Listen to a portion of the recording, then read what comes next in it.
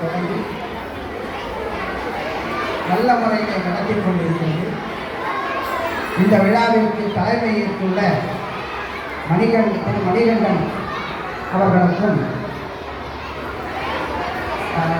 மற்றும் doctor M Selvakumaran இந்திய செயற்கை நுண்ணறிவு தொழில்நுட்ப கழகம் அவர்களுக்கும் மற்றும் இந்த பள்ளியின் தாளாளர் சகோதரி அவர்களுக்கும் அது சகோதரி விஜயா மற்றும் ரொசாரி பிடிஏ கழகம் சான்சிராணி சகோதரி எலிசபெத் இவர்கள் அனைவருக்கும் எனது வணக்கங்களை தெரிவித்துள்ளேன். நான் கடந்த வாரம் இதே நாளிலே ஓய்வு பெற்றுவிட்டேன். இருந்த போதிலும் கூட சகோதரி இந்த பள்ளியின் தலைமை ஆசிரியர் சகோதரி அவர்கள் என்னை இந்த விழாவிலே பங்கேற்கும் கேட்டுக்கொண்டார். அதன் அடிப்படையிலே உண்மையிலேயே இந்த பங்கேற்பதிலே மிக்க மகிழ்ச்சி அடைகிறது.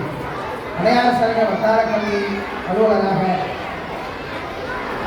பணியாற்றிய நிலையில் இந்த வட்டாரத்திலேயே மிக சிறந்த பள்ளிகளில் இப்பள்ளி முதன்மையிடம் என்று கூட சொல்லலாம். அந்த அளவு மிக சிறப்பாக செயல்பட்டு கொண்டிருக்கிறது. பெரும்பாலும் மாதம் ஒரு முறையோ அல்லது 2 மாதத்துக்கு ஒரு முறையோ இங்கே இந்த பள்ளியிலே நான் பார்வையில் வருவேன். கல்வியிலே சிறந்து விளங்கும் பள்ளி இந்த பள்ளி ஆசிரியர்கள், பள்ளி நிர்வாகம் அனைத்தையும் நான் கடந்த 5 ஆண்டுகளுக்கு மேலாக கவனித்து வருகிறேன். ஒரு பள்ளி சிறப்பாக நிகழ்வதற்கு நடத்துவதற்கு எவ்வளவு சிரமங்கள் உண்டு என்பதை நான் அறிவேன். அந்த வகையில் இந்த பள்ளி தன்னுடைய முழு முயற்சியை மேற்கொண்டு பள்ளியை சிறப்பான வகையிலே நடத்தி இங்கே அதிக மாணவர் எண்ணிக்கையில் உள்ள 2 பள்ளிகளில் ஒன்றாக திகழ்வது உண்மையிலேயே மிகப்பெரிய மகிழ்ச்சி. இந்த பள்ளி நாம் வெறும் கற்றல் கற்பித்தல் நிகழ்வுகளை பார்ப்பதோடு நின்று விடுவதில்லை. ஆனால் இங்கே நல்ல அதையும் தாண்டி உண்மையிலேயே ஒரு விழா கல்விக்கு உண்மையிலேயே வரும் படிப்பு மட்டுமே போதாது, அறிவு மட்டுமே போதாது. கல்வியோடு சேர்ந்து ஒழுக்கம் வேணும், ஒழுக்கத்தோடு சேர்ந்து உடல் வலிமை வேணும். இது அத்தனை இருந்தால் தான் என்ன செய்ய முடியும்னா நாம் நல்லா படிக்க முடியும். A sound mind is a sound body. Sound body அப்படின்னு சொல்கிறாங்க இல்லையா? சவுண்ட் மைண்ட் இருக்கணும்னா நல்ல உடல்நிலை இருக்கணும். ஓடி விளையாடு பாப்பா, நீ ஓய்ந்திருக்கலாகாது பாப்பா அப்படின்னு சொன்னாங்க பாரதியார். உடலில் உறுதி உடையவரே உலகில் இன்பம் உடையவராம் அப்படின்னு நாமக்கல் தேசிக விநாயகர் பிள்ளை சொல்றாங்க. இப்படி எல்லாருமே உடல் உழைப்பை, நிச்சயமாக உடல் பயிற்சியை, உடலுக்கான இயக்கங்களை எல்லாம் வலியுறுத்தி வந்திருக்கிறார்கள். ஏன் வெறும் கல்வி மட்டுமே போடுமா? கல்வி மட்டும் போதாது. தினந்தோறும் பார்த்து தொலைக்காட்சிகளையும் கைபேசியையும் பார்த்து கண்கள் தூண்டு தான் போச்சு. கண்கள் கெட்டு போயிடும். நம்முடைய இயற்கையான செயல்பாடுகளை எல்லாம் நம்ம மறந்து இந்த தொழில்நுட்ப கருவிகளிலே அதிக கவனம் செலுத்தி அதிலேயே காலத்தை கழித்து விடுவதால் என்ன நடக்குதுன்னா உண்மையான இயற்கையான உடல் வளர்ச்சி, உடல் நலம், சுகாதாரம் இவையெல்லாம் விடுவதற்கான வாய்ப்புகள் நிறைய இருக்கு. அதை மாணவர்களுக்கு எடுத்து சொல்லணும். விளையாட்டு என்பதே இப்போது போயிட்டது. விளையாட்டுன்றதே போச்சு. இந்த காலத்தில் விளையாடிக்கிட்டே இருப்பாங்க. இப்போ இந்த பையன் நல்லா அழகாக அந்த பல்ட்டி அடித்து தலைகீழாக நின்று காட்டினான். எங்கள் காலத்தில் நிறைய பசங்க என்ன பண்ணுவாங்கன்னா இந்த விளையாட்டு சகஜமாக விளையாடுவாங்க. மேலே ஏறி விளையாடுறது, அந்த இதை தாவி குதிக்கிறது, தலைகீழாக நடக்கிறது. நானே தலைகீழாக நடப்பேன். சின்ன வயசில் என்ன பண்ணுவோம்னா நம்ம ஸ்கூலில் என்ன தலைகீழாக நடக்கிறது, ஒரு 100 அடி 10 அடி நடப்போம், நடந்து காண்பிப்போம். இந்த மாதிரி பயிற்சிகள் இல்லாமல் இருக்குது. நல்ல அருமையான கருத்துக்கள் எல்லாம் நம்ம அந்த உடற்பயிற்சி ஆய்வாளர் நம்ம மணிகண்டன் அவர்கள் நல்ல கருத்துக்களை சொன்னாங்க. அதே மாதிரி செல்வகுமாரன் அவர்கள் சிறப்பான கருத்துக்களை எல்லாம் அவர் செயற்கை நுண்ணறிவில் பணியாற்றுகிறான்னு போட்டிருக்காங்க. ஆனால் உடற்பயிற்சி முன்னோர்கள் எந்த அளவுக்கு அதையும் அவர் சேர்த்து வைத்திருக்கிறாங்கிறது நமக்கு தெரியுது. ஏன் செயற்கை நுண்ணறிவு எந்த அளவுக்கு இயற்கை அறிவு வளப்படுத்தணும்னா இயற்கை அறிவை வளப்படுத்தும் போது செயற்கையும் நாம் பயன்படுத்தி கொண்டால்தான் இந்த உலகம் நல்லா இருக்கும். ஒரு பக்கமே சாஞ்சிட்டோம்னா அது சிறப்பானதாக அமையாது. அதனால் வாழ்க்கையில் நம்ம இந்த விளையாட்டுகளுக்கு முக்கியத்துவம் கொடுக்க வேண்டும். அதனோட முக்கியத்துவம்லாம் அழகாக சொன்னாங்க. குழு மனப்பான்மை, வெற்றி தோல்வி, இதெல்லாம் சகஜப்படுத்துறது நல்ல சகஜமாக இருக்கக்கூடிய பங்கை கொடுக்குது. விளையாட்டு மட்டும்தான் நமக்கு உற்சாகத்தை கொடுக்கும். இந்த போட்டி மனப்பான்மை இருந்தால் கூட அதில் நாம் சிறந்து விளக்கணும். மற்றவர்களை பாராட்டும் குணங்களை அதை கற்றுக்கொள்ள வேண்டும். இந்த விளையாட்டில் மட்டும்தான் நாம் மடைமாற்றம் செய்ய முடியும். கெட்ட பழக்கங்களிலிருந்து நம்மளை விடுவிக்கிறதுக்கு இது ஒரு தயார், இது ஒரு சிறந்த கருவி. விளையாட்டே இல்லாததால தான் என்ன ஆகுதுன்னா வேற ஏதோ கவனம் செலுத்த ஆரம்பிக்கிறார்கள். இளைஞர்களும் மாணவர்கள் மற்றும் அவர்களை தவறாக வழிநடத்துவதற்கான வாய்ப்புகள் இருக்குது. விளையாடிக்கிட்டே இருந்தோம்னா இதெல்லாம் நடக்காது. மனிதனுக்கு இயல்பாகவே ஒரு போர் ஊக்கம் இருக்கும். ஏன்னா மனிதன் விலங்கிலிருந்து குரங்கிலிருந்து பிறந்து வளர்ந்துருக்கான். அவங்க அந்த சண்டை போடுற இதெல்லாம் இருக்கும். அதையெல்லாம் எங்கே அந்த போட்டி இருக்கும், விளையாட்டு இருக்கும். அந்த விளையாட்டெல்லாம் என்ன பண்ணணும்னா விளையாட்டாக மாற்றினா மட்டும்தான் அது நன்மையில் போய் முடியும். இல்லைன்னா அது ஒரு தீய செயல்களிலே போய் முடியும். அதுவும் இளம் வயதிலே விளையாட்டு ரொம்ப ரொம்ப முக்கியம். வீட்டுக்குள்ளேயே முடக்கி வைக்கக்கூடாது. விளையாடுங்க, விழுந்தால் பரவாயில்ல, ஒன்றும் பிரச்சனை. சின்ன காயங்கள் பட்டால்தான் அதிலிருந்து நாம் மீண்டு எழுந்து வருகின்ற உறுதியை கொடுக்கும். எப்போ எந்த நேரமுமே நம்ம ஒரே பாதுகாப்பு கருதியே அவங்க உள்ளே வச்சுருந்தோம்னா வெளியில் போக கூட தெரியாது, நடக்க தெரியாது.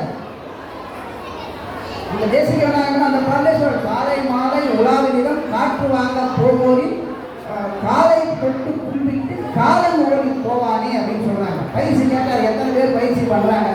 பயிற்சி நிறைய பேர் பண்ணது இல்லை. பயிற்சி பண்ணுறதுக்குள்ள என்ன பண்ணுறாங்க, நல்லா வளர்ந்து தொப்ப எல்லாம் பெருனதுக்கப்புறம் வண்டியை எடுத்துக்கிட்டு ஏரி கரையிலோ இல்லை கிரவுண்டுக்கோ போகிறாங்க. வாக்கிங் போகிறதுக்கே வண்டிக்குள்ள போகிறாங்க. அங்கே போயிட்டு வண்டியை வச்சுட்டு 10 தூரம் நடக்கணும்னா அங்கே தான் பார்த்தீங்கன்னா பஜ்ஜி கடையாக இருக்குது, பானிபூரி கடையாக இருக்குது. அதை என்ன பண்ண 4 வாங்கி சாப்பிட்டுட்டு இன்னும் நம்மளால் என்ன பண்ணது, இன்னும் கலைஞர்களை சேர்த்துட்டு வர்றதை தவிர வாக்கிங் போனதில் ஒரு பிரயோஜனம் இல்லை. வண்டியிலே போயிட்டு வண்டியிலே வந்துடும். காரில் வாக்கிங் போகிறோம், 2 வீலரில் தான் போகிறோம். இப்படி நாம் பயிற்சிகள் இல்லாததால் அது நமக்கு பெரிய ஒரு கவலை அளிக்கும் சூழ்நிலையாக இருக்குது. அதனால் இளம் வயதில் இதை உருவாக்கிட்டோம்னா அந்த பயிற்சி பின்னாலே அவங்களுக்கு கொடுக்கும். சின்ன வயசுனா எப்போவுமே விளையாட்டுக்கும் சுறுசுறுப்பானாங்க. எல்லா விலங்குகளுமே பார்க்கலாம். நாய்க்குட்டி பார்த்தீங்கன்னா அந்த பிறந்த கொஞ்ச நாளில் ஒரு வருடத்துக்குள்ள என்ன விளையாட்டு விளையாடும். பூனை அப்படிதான் விளையாடும், ஆடு மாடு கன்று குட்டிகள் அப்படி விளையாடும். இதெல்லாம் விளையாட்டு அப்போ தான் அதுக்கு இருக்கும், மகிழ்ச்சியாக இருக்கும் அதை பார்க்கும்பொழுது நமக்கு. அதே மாதிரி தான் மாணவர்கள் வெறும் படிப்பை மட்டுமே முழு கவனம் செலுத்தாமல் இந்த மாதிரி விளையாட்டுகளில் பேரண்ட்கள் முக்கியத்துவம் கொடுக்கணும். டீச்சர்ஸும் முடியும், எது பார்த்தாலும் விளையாடலாம் அப்படின்னு சொல்லக்கூடாது. விளையாடட்டும், டெய்லி 1 மணி நேரம் படித்தா போதும். அதுலேருந்தே நாம் நிறைய கற்றுக்கொள்ளலாம். விளையாடாமல் ஒரு நாளும் இருக்காது. ஓடி விளையாடுவாங்கன்னு சொன்னது அதுதான். மற்றவர்களோடு சேர்ந்து பழகுவதற்கு, பேசுவதற்கு, என்ன திட்டங்கள் வகுப்பதற்கு, குழுவாக செயல்படுவதற்கு, இதெல்லாம் நிச்சயமாக விளையாட்டு மட்டும்தான் கற்றுக் கொடுக்கும். தனியாக சிங்கிளாக போனோம், சிங்கிளாக தான் போடுவோம், ஆனால் ஒன்றும் பிரயோஜனம் இல்லை. நாம் கூடி சேர்ந்து தான் எல்லா இதையும் செய்யணும். அப்படி செய்யும்பொழுது தான் நமக்கு தேவையான உடல் வலிமையும் மன வலிமையும் கிடைக்கும். எவ்வளவோ மன வலிமை இருந்த போது உடல் வலிமை இல்லைன்னா ஒன்றுமே கிடையாது. ராமானுஜம் தெரியும் உங்களுக்கு, கணித மேதை ராமானுஜம் கிட்ட 40 வயதுக்குள்ளேயே இறந்து போயிட்டாங்க. ஆனால் அவர் பெரிய அறிவாளி. ஆனால் என்ன உடல் வலிமை இல்லை. உடல் வலிமை இல்லாத அவர்கிட்ட இன்னும் நிறைய நாட்கள் இருந்திருந்தா உலகத்தில் இன்னும் கணித மேதையாக திகழ்ந்து இந்த வயசுலேயே அப்படி பிறந்திருக்காரு. இன்னும் பல சாதனைகளை அவர் செய்திருப்பார். ஆனால் உடல் நலத்தை அவர்கள் கேட்க வேண்டும். அதனால் உடல் நலம் பேணுவது ரொம்ப ரொம்ப முக்கியம். அதனால தான் அரசாங்கம் கட்டாயம் இந்த விளையாட்டுகளுக்கு நேரத்தை ஒதுக்க வேண்டும் என்று சொல்லிக் கொடுத்திருக்கிறது. நேரம் அந்த விளையாட்டெல்லாம் கடன் வாங்கக்கூடாது. எனக்கு ஹைஸ்கூல் ஹையர் சென்டர்லாம் அந்த வேலையை பண்ணுவாங்க. ஒரு இது நமக்கு இங்கிலீஷ் முடியல, மேத்ஸ் போர்ஷன் முடிக்கல அப்படின்னு சொல்லி அவங்க வந்து கடன் வாங்கிக்குவாங்க. ஆனால் அப்படி பண்ணக்கூடாது. விளையாட்டு நேரத்தில் விளையாட கூட வேணாம், சும்மா சுற்றி வந்தால் கூட பரவாயில்ல, மறக்காது. அதுதான் மைண்டுக்கு ஒரு ரெஃப்ரெஷ்மெண்ட் கிடைக்கும். அப்போ தான் படிக்கிறதுக்கு ஒரு புத்துணர்ச்சி கிடைக்கும். மனது மூளை அவற்றை ஏற்றுக்கொள்ளும் சக்தி எப்போ இருக்குன்னா உடலில் உள்ள உறுப்புகள் அத்தனையும் சகஜமாக தெளிவாக இயங்கும் போது மட்டும்தான் மற்றவர்களை கிரகித்துக் கொள்ளக்கூடிய சக்தி நமக்கு கிடைக்கும். அதுக்கு நிச்சயமாக விளையாட்டு ரொம்ப ரொம்ப முக்கியம். அந்த வகையில் மாணவர்கள் ரொம்ப அழகாக இதில் செஞ்சு காமிச்சாங்க. எல்லாம் ஒன்று அந்த படிநிலைகள் ஒன்றுனா பிரதிநிதிகள் மூலம் செய்து காட்டியது உண்மையிலேயே ஆசிரியர்களை பாராட்டணும். இது நல்லா பயிற்சி கொடுத்துருக்காங்க. அது குழந்தைகள் 5ஆம் வகுப்பு உள்ள குழந்தைகள் எவ்வளவு திறமையாகவும் எவ்வளவும் வந்திருக்கிறது உண்மையிலேயே மகிழ்ச்சி. நீங்கள் கல்விக்கு முக்கியத்துவம் மட்டும் கொடுக்காமல் எல்லாவற்றையும் சேர்த்து முக்கியத்துவம் கொடுத்தது தான் கல்வி. எல்லாவற்றையும் வளர்க்கணும், நல்ல ஒழுக்கத்தை வளர்க்கணும், தேசபக்தியை வளர்க்கணும், நம்முடைய மொழி மீது பற்றை வளர்க்கணும், எல்லாவற்றையும் செய்வது தான் கல்வி. வெறும் பாடப்பட்டதும் கேள்வி எழுதி மதிப்பெண் பெற்று டாக்டராக மட்டும் நல்லா கல்வியில் படித்தவங்க கூட சில தவறான காரியங்களை செய்கிறாங்க. ஆனால் ஒழுக்கமும் கல்வியும் இணைந்த போது தான் நம்முடைய நாடு சிறந்த நாடாக அமையும். மாணவர்களுக்கு ஆசிரியர்கள் அவற்றை எடுத்து சொல்ல வேண்டும். சின்ன வயசுலேயே விளையாட்டை பற்றி சொல்லிக்கிட்டே இருக்கணும். விளையாட்டு என்ன, விளையாட்டின் கூட முக்கியத்துவம் என்ன, பேரண்ட்கிட்டையும் சொல்லணும். அதை கவனத்தில் கொண்டு ஆசிரியர்கள் ஒவ்வொரு நாளும் அவங்களுக்கு விளையாட்டு வாரம் ஒரு பெரிய விளையாட்டை நடத்தணும், கேம்ஸ் நடத்தணும். அப்போ தான் அவங்களுக்கு இந்த பயிற்சி ஒரு நாள் மட்டும் இல்லை, ஒரு மாதத்துக்கு 2-3 முறையாவது அவங்களுக்கு இந்த மாதிரி பயிற்சிகளை கொடுத்தாங்க. ஒரு ஸ்போர்ட்ஸ் டே ஒரு நாள் அப்படிங்கிறது இல்லாமல் ரெகுலராக பயிற்சிகளை கொடுக்க வேண்டும். இதை பேரண்ட் கவனிக்கணும். பேரண்ட் இந்த பள்ளியில் சிறப்பான முறையில் எல்லாவற்றையும் செய்கிறாங்க. ஆசிரியர்கள் நல்ல கற்பித்தல் செயல்பாடுகளை செய்கிறார்கள். நான் ஆய்வு செய்து பார்த்தவரை அதே மாதிரி அதை நீங்கள் என்னென்னா இந்த பள்ளியில் மாணவர்களை சேர்க்க நீங்கள் முன்வர வேண்டும். இங்கே தமிழ் மீடியம் ஆங்கில மீடியம் 2 பள்ளி 2 வழிகளிலும் நம்ம படிக்கலாம். அப்படி இருக்கிறதால இங்கே எல்லாம் உங்கள் பெற்றோர்கள் கவனத்தில் கொள்ள வேண்டியது என்னென்னா உங்கள் பிள்ளைகளை இந்த பள்ளியிலே படிக்க வைத்து பயன்படுது. அரசாங்கத்தினுடைய எல்லா திட்டங்களையும் நலத்திட்டங்களையும் பயன்பெறுவதற்கு இந்த பள்ளி மிக சிறந்த பள்ளி. கல்வியில் சிறந்த பள்ளியாக இருக்கிறது, ஒழுக்கத்தில் சிறந்த பள்ளியாக இருக்கிறது, விளையாட்டில் சிறந்த பள்ளியாக இருக்கிறது. ஆசிரியர்கள் நல்ல திறமையாக செயல்படுகிறார்கள். தலைமை ஆசிரியர் நல்ல முறையில் சிஸ்டம் நல்லா பண்ணுறாங்க. நிர்வாகம் சிறப்பாக செயல்படுகிறது. இப்படி ஒவ்வொருத்தரும் அவங்களுடைய பங்கை சிறப்பாக செய்கிறார்கள். நான் ஓய்வு பெற்ற போதிலும் கூட என்னை கூப்பிட்டுருக்காங்க. அந்த மாதிரி பழையதை மறக்காமல் இருக்கிறாங்க. அதே மாதிரி தான் பழைய மாணவர்கள், பழைய அந்த பள்ளியிலே படித்து புகழ்பெற்று விளங்கியவர்கள் அத்தனை பேரையும் பள்ளியை அழைத்து கௌரவித்து அவர்களுடைய கருத்துக்களை எல்லாம் சொல்ல வைப்பது உண்மையிலேயே மிக சிறந்த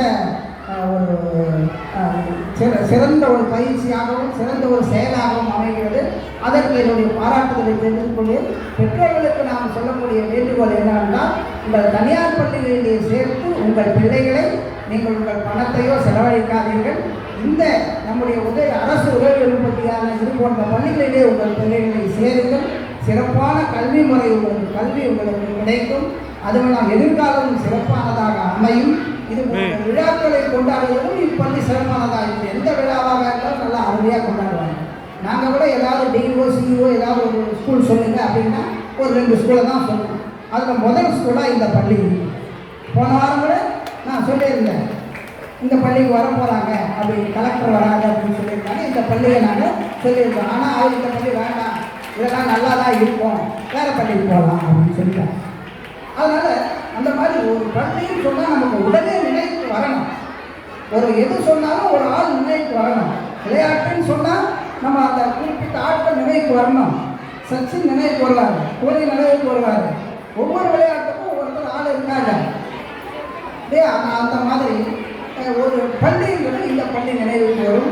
நல்ல சிறப்பான இன்ஃப்ராஸ்ட்ரக்சரோட உள்ள கட்டமைப்பு வசதிகளோடு நல்ல அழகாக நல்லா பெயிண்ட் பண்ணி சிறப்பாக இருக்கிறது. உங்கள் மாணவர்கள் அனைவரும் சிறப்பாக கல்வி பயில்வதற்கு ஏற்ற இடமாக இதில் நல்வடைய மகிழ்ச்சி. இதனுடைய வட்டார கல்வி அலுவலராக பணியாற்றியதிலே நான் மிக்க மகிழ்ச்சி மனநிறைவு கொண்டிருக்கிறேன். குறிப்பாக இன்று இந்த ஸ்போர்ட்ஸ் பல விழாக்களிலே இந்த பள்ளியிலே பங்கேற்றிருக்கிறேன். அதுவும் குறிப்பாக இந்த விளையாட்டு விழாவிலே பங்கேற்றதிலே மிகுந்த பெருமகிழ்வும் நல்ல மகிழ்ச்சியும் அடைகிறேன். இனிவரும் காலங்களில் இப்பொழுது மேலும் சிறப்பானதாக அதிக மாணவர்கள் பயிலும் பள்ளியாக மாறி நல்லதொரு இந்த அடையாள வட்டாரத்திற்கு சென்னை மாவட்டத்திற்கு முன்னுதாரணமாக திகழ வேண்டும் என்று கேட்டுக்கொண்டு வாய்ப்புகளை நன்றி கூறி விடைபெறுகிறேன். நன்றி, வணக்கம்.